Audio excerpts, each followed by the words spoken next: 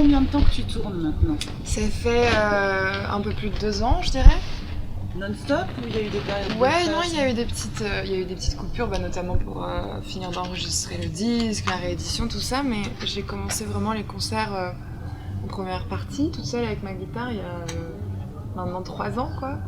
Et il n'y a pas eu d'année sans concert, il s'est pas passé un mois sans concert. Et alors ce rythme effréné, comment on le gère comme une grande sportive, comme ça vient Non, c'est un peu ça, on se rend très vite compte en fait que c'est loin de ressembler à la vie rock'n'roll qu'on a en tête quand on rêve de ce métier-là, quoi, et qu'effectivement il faut avoir un petit peu de rigueur et de discipline pour réussir à tenir le coup. Ouais. Ok, super. Merci. Oui, j'avais une petite question. Donc vous avez sorti un EP en 2017, ensuite l'album Sainte Victoire et puis une réédition. Donc vous avez beaucoup de morceaux à votre actif, de bonne facture je trouve, mais c'est vrai que le grand public a tendance à vous résumer peut-être ou vous identifier surtout avec La Grenade. Comment vous expliquez ça? On n'explique pas, je crois, le succès d'une chanson, l'effet un peu tube. Si on pouvait l'expliquer, ça voudrait dire qu'on aurait la recette et alors on ferait tous cette recette-là. On n'explique jamais pourquoi une chanson comme ça tout à coup explose et se met à nous dépasser. Je le sais pas moi-même, je sais par contre que certains l'avaient prédit. Je sais qu'il y a beaucoup de mes amis qui venaient au concert au début et qui disaient cette chanson-là a quelque chose de spécial et on saurait pas trop dire pourquoi. Voilà, c'est un peu... ça reste mystérieux, mais j'aime bien que ce soit mystérieux comme ça. Pardon, excusez-moi, c'est possible de pas faire de photos? Merci beaucoup. Désolée, pas de photo, pas de vidéo. Non, mais je vous en prie, pas de problème. Merci, t'as pas été informée. Clara, alors, On parlait justement de la réédition. Pourquoi avoir choisi de faire une réédition en ajoutant des morceaux et pas avoir gardé les morceaux pour un prochain album ou... Alors, en fait, quand j'ai fait l'album, il y avait plein de chansons comme ça que j'aimais beaucoup, qui n'étaient pas encore tout à fait abouties et que j'ai un peu terminé dans les mois où j'ai terminé l'album et que je chantais sur scène. Et en fait, j'étais un peu frustrée parce que je me disais, j'aime ces chansons-là, mais le deuxième album, moi, j'ai envie de me laisser le temps de le faire. Et en fait, elles seront plus d'actualité. Enfin, il y aura un moment où elles seront trop anciennes, en fait. Donc j'avais envie, comme ça, de pouvoir les greffer sur le premier album. Et je trouvais ça super, justement, quand on fait un premier album, c'est tellement compliqué de lâcher le bébé, de se dire, ok, maintenant il est prêt, et voilà. Que je trouvais ça super, en fait, d'avoir l'occasion presque de le rectifier finalement, de revenir sur mes pas et de dire ah attendez en fait il manquait ça. Et c'était un peu ça la réédition, c'est comme ça en tout cas moi que je le voyais. Et j'étais super heureuse de pouvoir aussi me permettre de faire notamment le duo avec Catherine, voilà, de rajouter comme ça une espèce de chapitre supplémentaire, quoi. et comment c'est venu l'opportunité de le faire, ce duo? Bah j'en rêvais depuis longtemps, moi Catherine c'est quelqu'un que j'admire beaucoup, depuis que je suis ado, j'avais des souvenirs de moi en train d'écouter Catherine dans la cour du collège. Et j'ai toujours trouvé qu'il avait quelque chose comme ça de presque magique, quoi. Et je le trouve hyper poétique. Et en fait, un jour, j'étais dans un restaurant juste à côté du studio où on travaille. Et il y a Catherine qui est rentrée.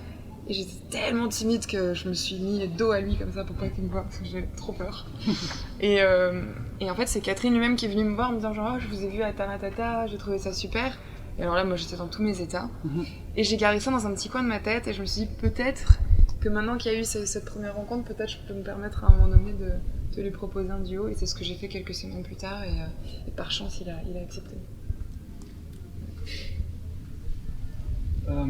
Pour vous, pour votre première fois à Terre du Son, est-ce que c'est un honneur d'être une tête d'affiche pour un festival suite à votre parcours? Évidemment, c'est un honneur. C'est un honneur de toute façon d'être... en tête d'affiche ou pas, de jouer dans des festivals, d'avoir l'occasion même cette année d'avoir fait même des petites salles, mais qu'elles aient été remplies, qu'il y ait des gens qui viennent, c'est évidemment un honneur. Là, depuis le début de la saison, c'est votre deuxième date en région centre. Vous êtes venu il y a quelques mois à Bourges. La région centre, c'est une région qui est quand même pas très serre, du sud. Du coup, vous avez quand même un certain regard très éclectique. Est-ce que c'est une terre fertile, c'est plus agréable de jouer le nord de la France ou la Bretagne? Je ne ferai pas de racisme. Non, je pense qu'il y a des publics super partout. Franchement, c'est difficile de juger ça, je trouve. Je sais qu'effectivement, à Bourges, on avait eu un accueil assez exceptionnel. Et je crois peut-être pouvoir dire, par contre, que notre public le plus chaleureux reste le public belge. Je sais pas si c'est lié à la bière ou à quelque chose dans l'ADN, mais ils sont hyper chaleureux. Et en plus de ça, moi j'ai une histoire un peu particulière avec la Belgique parce que ça a été, on parlait de la Grenade tout à l'heure, et en fait la Grenade a été un tube en Belgique à un moment donné où ça passait nulle part en fait à la radio en France. Donc à chaque fois qu'on allait là-bas, c'était trop cool, les gens chantaient les paroles et puis ensuite on revenait en France et on jouait devant personne. Genre, du coup tout le monde voulait faire que des dates en Belgique à un moment donné. Mais voilà. Vas-y. Alors je voulais vous demander en fait, la chanteuse Angèle et vous avez évoqué le machisme dans les médias. Est-ce que vous pouvez nous en dire plus? Est-ce que si vous le souhaitez? Oui, bien sûr. Oui. En fait, ce qu'on avait évoqué, je crois que c'était peut-être 3 jours avant les victoires, non, c'était à la télévision, je crois, on parlait du fait, notamment des épithètes qui sont utilisées parfois pour parler des chanteuses et qui me semblent parfois un petit peu inappropriées, en fait.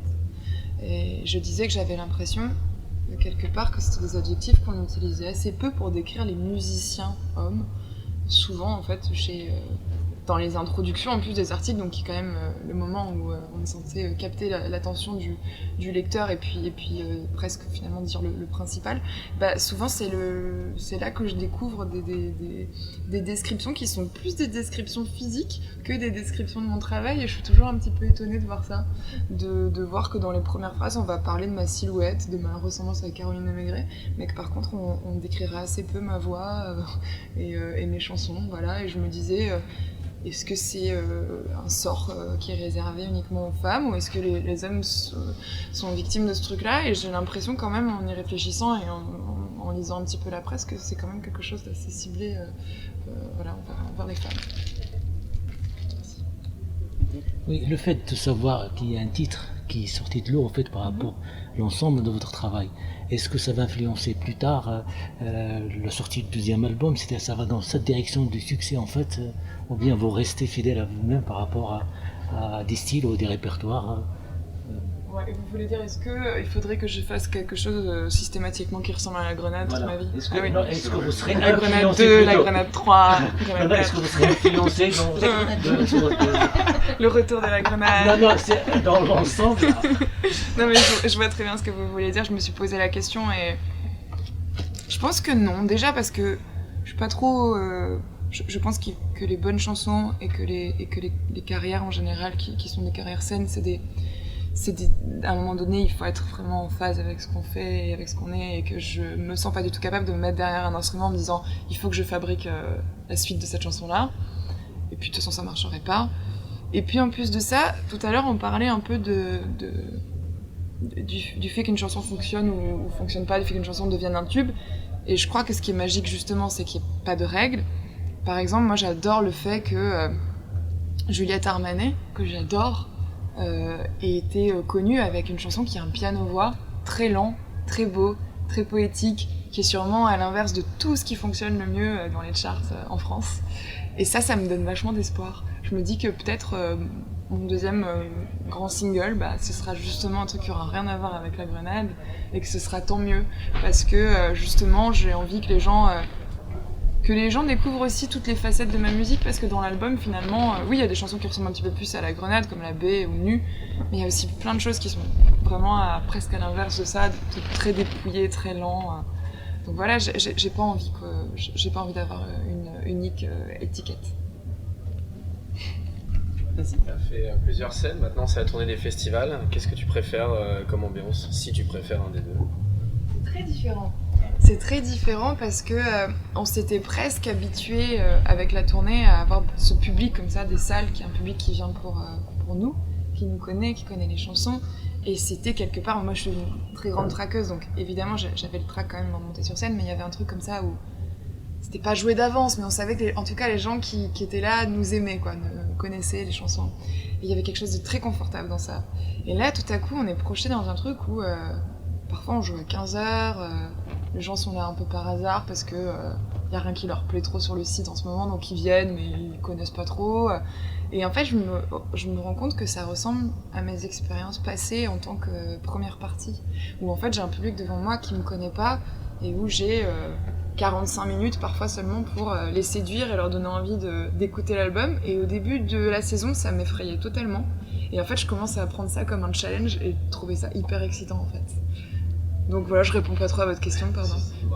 Mais les deux sont super. Petit à petit, ça va mieux. Oui, oui, ça va. Franchement, maintenant, je le vois vraiment comme un challenge, un truc. Et puis en plus de ça, il y a quelque chose de très agréable, c'est le côté comme ça, colonie de vacances. On arrive, on retrouve les copains, on joue à la pétanque. C'est un truc hyper agréable quand même.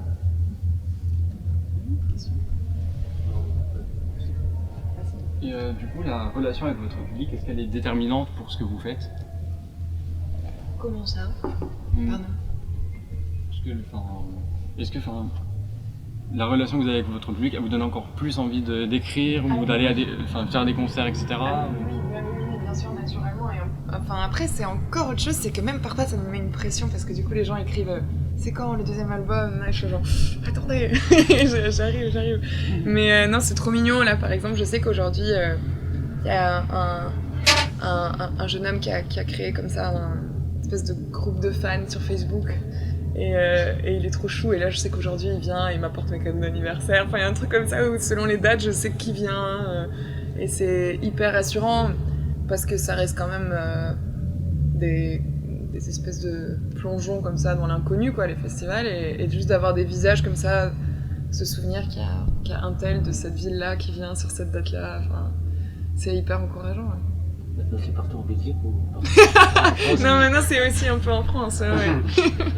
Je me suis exportée. Vous travaillez pas mal aussi sur le côté un peu graphique, sur scène, avec des œuvres que vous faites vous-même. Est-ce que Clara Luciani, c'est de la musique, mais un jour on la connaîtra aussi réellement, vraiment pour ce qu'elle fait, ou avec un crayon, un pinceau Je crois pas. Moi je suis très touche à tout parce que je trouve ça a toujours été comme ça que j'ai trouvé mon équilibre, quoi. J'ai toujours aimé dessiner, écrire, faire des... Mais par contre je crois que j'ai pas beaucoup de talent pour le dessin, donc je suis contente de m'en servir comme ça occasionnellement, mais après on peut avoir des bonnes surprises dans la vie, mais je crois pas trop que j'en ferai quelque chose. Mais j'étais trop contente de pouvoir faire ça par contre. En fait j'avais un ami à moi à l'époque quand j'étais vraiment stressée, que j'étais en guitare-voix et tout, il me disait est-ce que t'as essayé de ramener un truc de chez toi, un objet de chez toi, n'importe quoi. Lui il se trimballait toujours avec un tapis, sur le tapis de son salon en fait. Et il mettait son tapis comme ça, et du coup quand il avait vraiment peur il regardait ses pieds et il me disait genre j'ai l'impression d'être chez moi, et ça m'aide. Et moi comme ça j'ai réfléchi quand on a fait le décor, je voulais à la fois qu'il y ait quelque chose un peu spectaculaire, mais à la fois je voulais que ça me ressemble. Et j'ai eu la chance de rencontrer un ingé lumière hyper créatif avec qui on a réfléchi, et j'avais vraiment envie que la première pulsion vienne de moi, et effectivement du coup j'ai dessiné des vitraux et lui les a fait imprimer et découper au laser sur des très grands rideaux, et c'est super rassurant parce que moi je fais souvent des petits allers-retours comme ça sur la scène où je me mets parfois à les regarder. Je crois que ce soir on n'aura pas la chance de les avoir à cause du vent. Ça c'est pas sûr. Ouais. Et en fait c'est drôle parce que moi je vous raconte ma vie là. J'ai une petite maladie qui s'appelle le tremblement essentiel, et je tremble toujours beaucoup, et notamment quand je dessine, donc du coup mon trait est toujours un peu tremblant. Et en fait sur les vitraux ça a tellement été bien réalisé que quand je m'approche je vois en fait le petit trait, et juste je sais pas, il y a un truc un peu rassurant dans le fait de se dire que on a vraiment créé ça ensemble et que ça me ressemble de A à Z, et voilà, j'aime bien avoir ces rideaux derrière moi. Là si je les ai pas ce soir ça va me contrarier. Mais je pense que ça va aller parce que c'est 40 km/h max, c'est censé s'arrêter à 18h, donc on va croiser les doigts. Ouais, on va croiser les doigts. Ouais, parce que vraiment je les aime beaucoup. Merci mille fois pour Merci ta à vous. présence. Merci. Bon concert. Merci.